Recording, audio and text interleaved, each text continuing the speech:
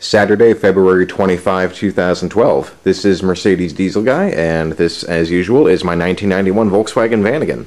I want to actually see whether or not I can pull the engine while the van is still parked in the garage, because I think that would be the preferable way to go if I can. The van's going to be basically immobile where it is for a while, and I don't want to take up that driveway space if I don't have to. So, what I'm actually going to do is I'm going to be taking some measurements today. But the most important thing, like I said, is height of the engine while it's on the transmission jack. Next, I will need to know the ground clearance that I currently have under the van there. As it is, it certainly looks like the engine is a bit too tall, even just on the dolly there. With the transmission jack, it'll be even higher. And then next, I will need to know how high I can raise the van with my jack stands, and how much clearance I have between the open garage door and the top of the van. The van, of course, being a tall vehicle, gives me a lot less to work with. So, like I said, I am going to take some measurements now, and we'll see how that goes.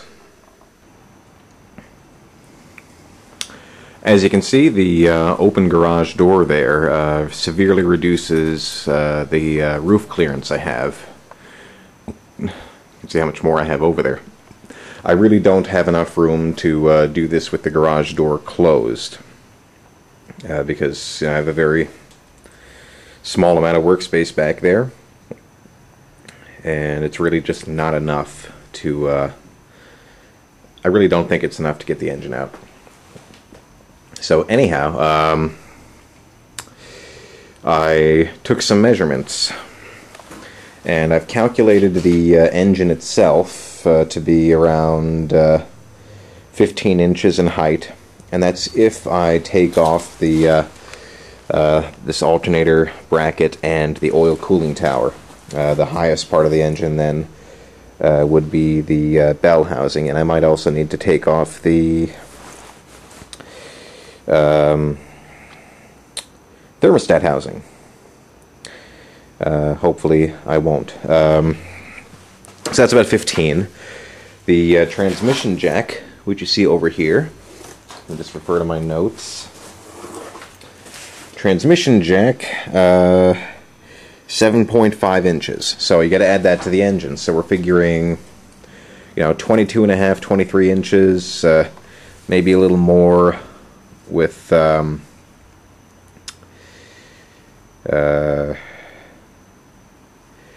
thermostat housing there, and